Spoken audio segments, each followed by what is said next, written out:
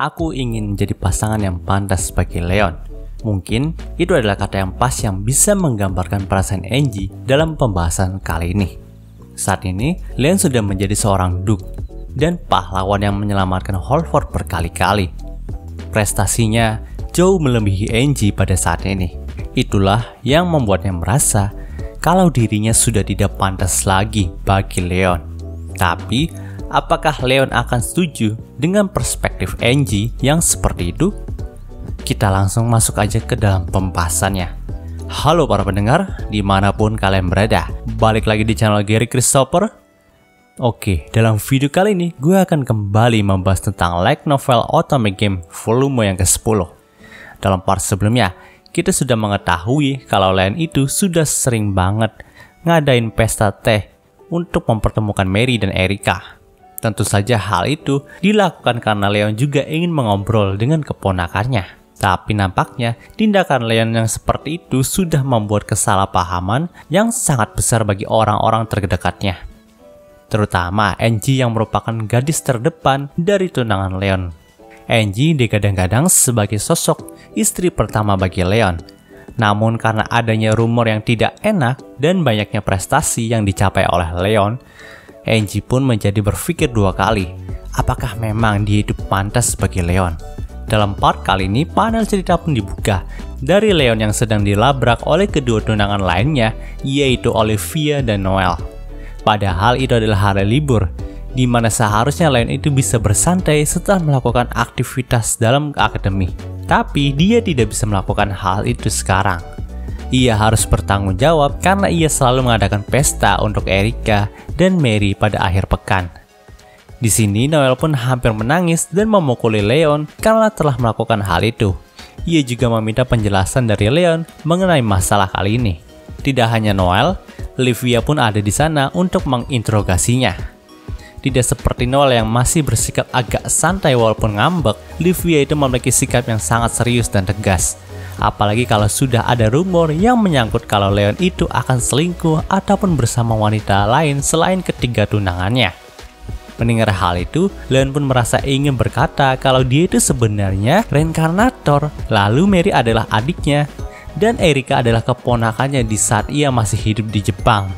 Maka dari itu mereka ingin akrab dan melakukan pesta untuk mengobrol tiap akhir pekannya. Tapi kalau Leon ngomong begitu, pastinya si Noel dan Olivia itu nggak akan percaya gitu aja teman-teman.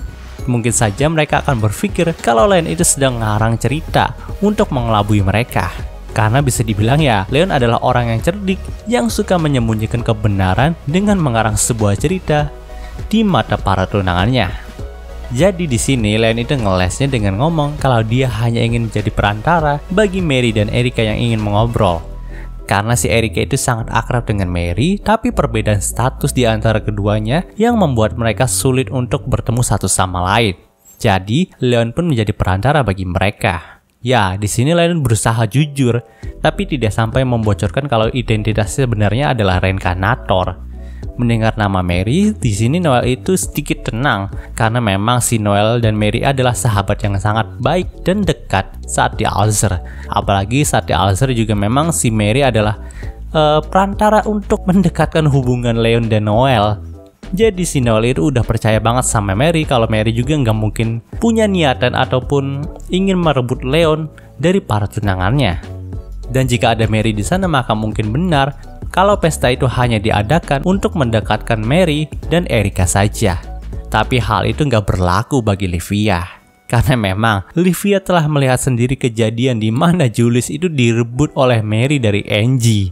Jadi bisa dibilang kalau Olivia itu masih menganggap kalau Mary adalah sosok yang bisa merusak hubungan Leon dengan tunangannya. Di sini Olivia pun menjelaskan kalau gara-gara Leon itu selalu melakukan pesta di akhir pekan bersama dengan Erika dan Mary, si Angie itu menjadi sedih dan gelisah.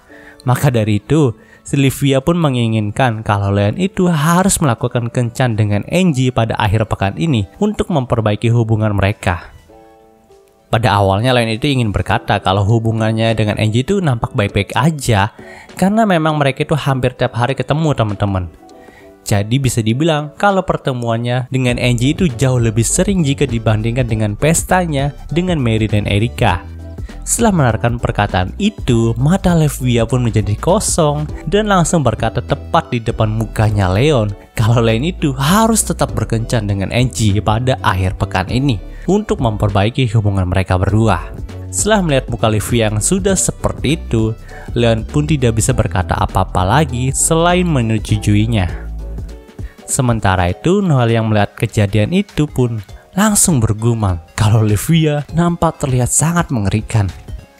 Panel cerita pun berpindah saat Leon meminta saran kepada 5 pangeran idiot kita mengenai rencana kencannya dengan Angie. Ya, karena memang kumpulan laki-laki tampan yang bisa Leon percaya itu hanya mereka saja.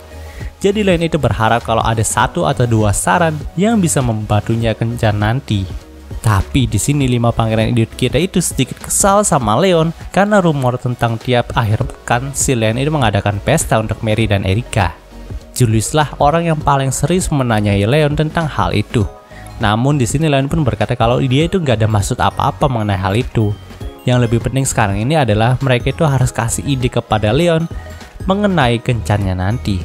Orang pertama yang ditanyai oleh Leon adalah Greg. Namun nampaknya Leon itu telah salah bertanya kepada orang karena memang yang dipikirannya Greg itu cuma pelatihan otot dan Mary aja. Bahkan Greg juga mengakui kalau dirinya itu gak punya banyak pengalaman kencan selain pergi dengan Mary.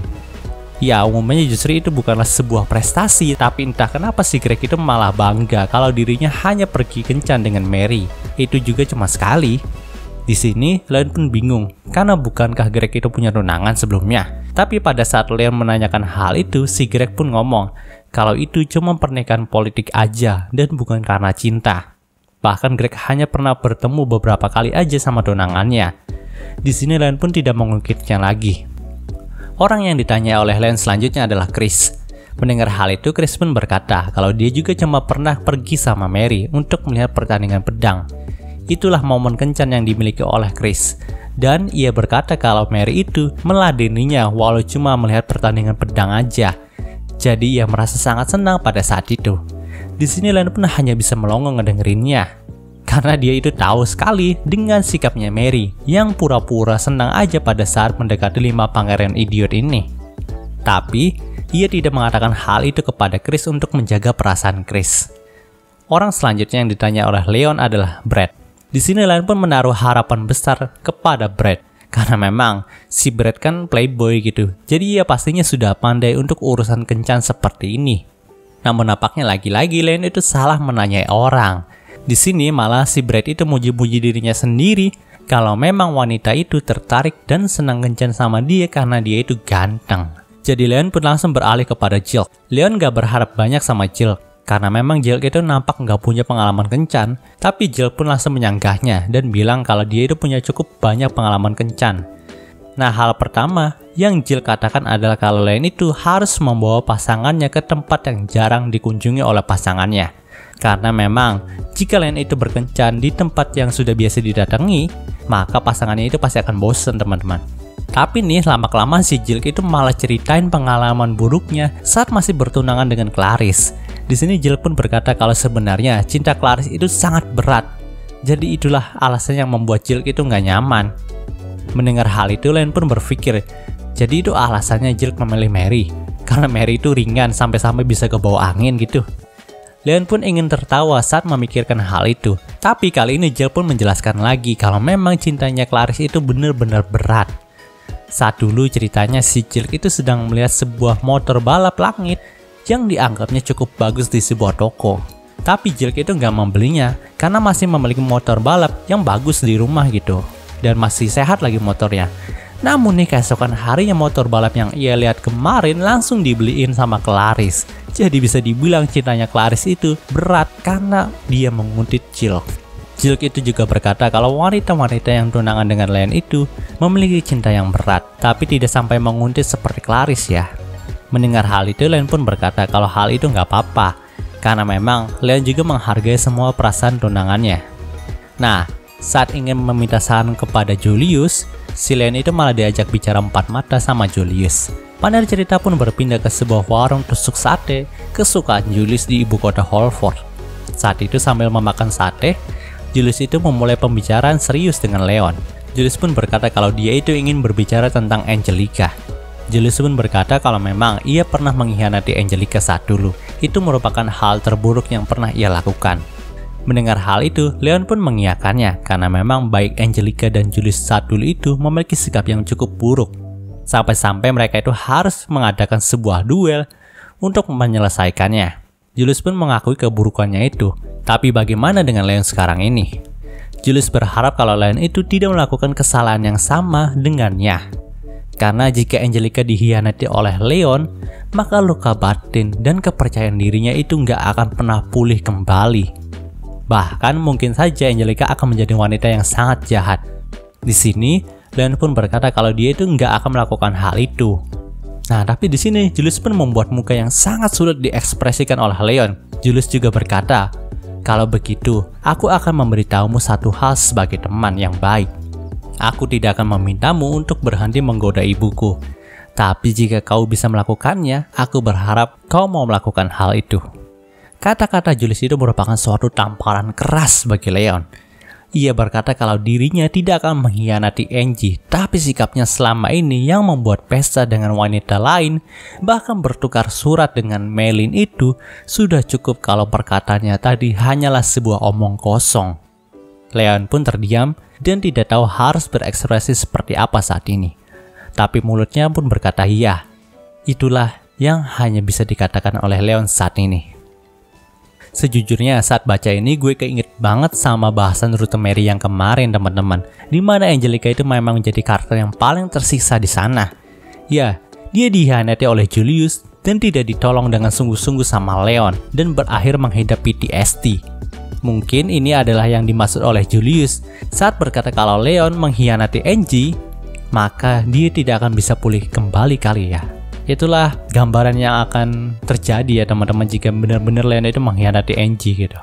Gue penasaran sih apakah nantinya si Angelica di rute utama ini akan bernasib sama dengan yang di Rute Mary atau enggak ya. Panel cerita pun berpindah saat Leon melaksanakan kencan dengan Angie. Hari itu Angie memakai gaun merah yang nampak indah seperti matanya.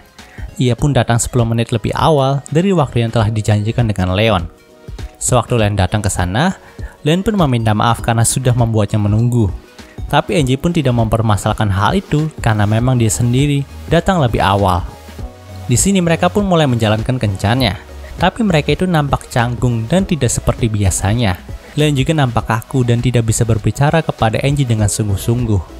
Hal itu tentu saja membuat Luxon menyarankan kalau Leon itu setidaknya harus memuji penampilan dari Angie. Karena sepertinya Angie juga sudah mempersiapkan hal tersebut. Di sini Leon pun melakukan hal yang disarankan oleh Luxon. Tapi nampaknya tanggapan Angie itu nggak terlalu senang. Karena memang pujian dari Leon kepada Angie itu kayak terlalu dipaksakan dan justru merusak suasana mereka. Di sini lagi-lagi Leon pun harus meminta maaf kepada Angie, tapi Angie tidak mempermasalahkan hal itu lagi. Saat itu mereka juga melihat sebuah pembangunan di tengah ibu kota yang memakai sumber daya yang cukup berlebihan menurut Angie. Nah, Leon juga sependapat dengan Angie, tapi di sini Leon itu menyebutkan nama Melin yang tentu saja malah makin memperburuk suasana di antara mereka. Leon pun sadar akan kesalahannya dan meminta maaf lagi kepada Angie. Tapi lagi-lagi, untuk kesekian kalinya Angie tidak mempermasalahkan hal itu. Sampai ketika mereka tiba di sebuah restoran seperti bar yang dihuni oleh orang-orang biasa. Ini merupakan restoran biasa tempat Leon nongkrong. Tapi restoran ini nggak menyediakan makanan ataupun minuman kesukaan dari Angie. Saat menyadari hal itu, Leon pun tersentak dan langsung meminta maaf lagi kepada Angie. Disitulah Angie mulai muak dan marah kepada Leon. Dia berkata kalau seharusnya Leon itu tidak meminta maaf kepada dirinya seperti ini.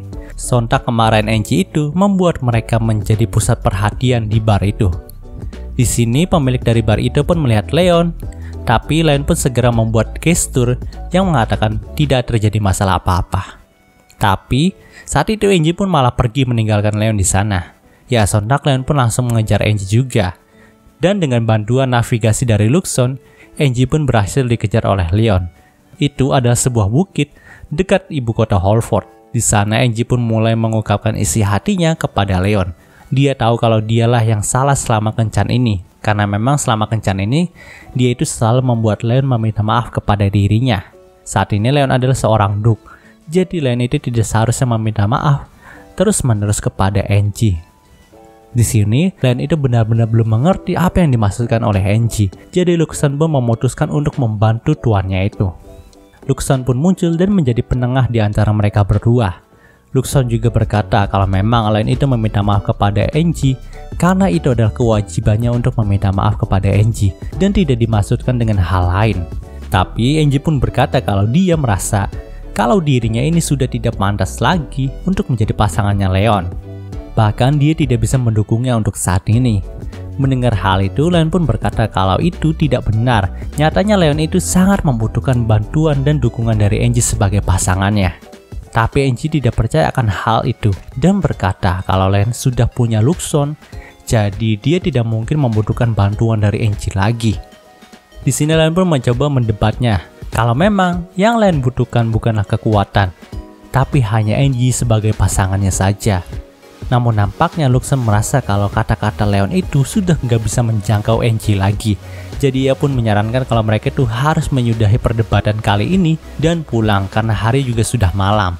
Mendengar hal itu, Leon pun berkata lagi sebelum mereka kembali kalau Leon itu nggak pernah berpikir kalau Angie nggak punya peran di hidupnya Leon. Tapi dengan tangisan di wajahnya, Angie pun berkata kalau mereka itu masih belum mengerti satu sama lain. Baik Leon dan dirinya masih seperti orang asing. Panel cerita pun berpindah ke asrama akademi. Setelah mengantar Angie ke asramanya, Leon pun berbaring di kasurnya sambil memikirkan kembali mengenai hal yang terjadi saat ini. Saat itu Luxon pun berkata kalau Angie juga berhasil ditenangkan oleh Livia dan tertidur sekarang. Nah, di sini Leon pun berbicara kepada Luxon kalau memang apakah ada yang salah dengan hubungannya ini. Mendengar hal itu, Luxon pun berkata kalau dia tidak terlalu mengerti mengenai urusan percintaan, tapi hanya satu hal yang ia tahu. Kalau nilai di dunia ini sangat berbeda dengan nilai di dunia Leon sebelum bereinkarnasi. Mungkin ini ada kaitannya juga dengan Angie yang selalu melindungi Leon dari eksploitasi keluarga Redgrave. Mungkin hal itu mengganggu mentalnya karena itu bukanlah tugas yang harus dijalankan oleh seorang gadis remaja seperti Angie. Dan ini adalah perkiraannya saja. Dan ini hanya perkiraannya saja. Mungkin Angie itu mendapatkan tekanan lagi dari Leon yang sering naik pangkat dengan cepat. Karena memang pasti Angie itu akan merasa kalau dirinya kurang pantas untuk menjadi seorang istri bagi pahlawan Holford. Mendengar hal itu, Leon pun masih tidak bisa mengerti. Ia pun berkata kalau memang ia hanya butuh Angie dan bukannya kekuatan ataupun kenaikan pangkat, bahkan kekuatan dari Redgrave. Tapi menurut Luxon, perkataan itu sudah tidak bisa menjangkau Angie lagi. Mendengar hal itu, Leon pun merasa kalau memang perbedaan status juga menjadi penyebab banyaknya perceraian di Jepang dulu. Apakah seharusnya ia membiarkan dirinya untuk putus dengan Angie terlebih dahulu atau tidak? Setelah memikirkan hal itu, Leon pun teringat kembali dengan perkataan Julius tentang jangan sampai Leon itu mengkhianati Angie. Kalau tidak, maka Angie itu tidak akan bisa pulih lagi. Di sini, Luxon pun berkata kalau Leon itu seharusnya bisa memperbaiki masalah ini tanpa menimbulkan masalah lain. Dan cerita di part ini pun berakhir. Oke, mungkin segitu pembahasan dari light novel Otome Game volume 10-nya kali ini. Jika kalian suka video ini, jangan lupa untuk like, komen, dan juga subscribe ya, dan juga share agar gue lebih semangat lagi dalam membuat video dalam channel ini. Terima kasih telah mendengarkan sampai detik ini. Gue Giri Christopher, signing off.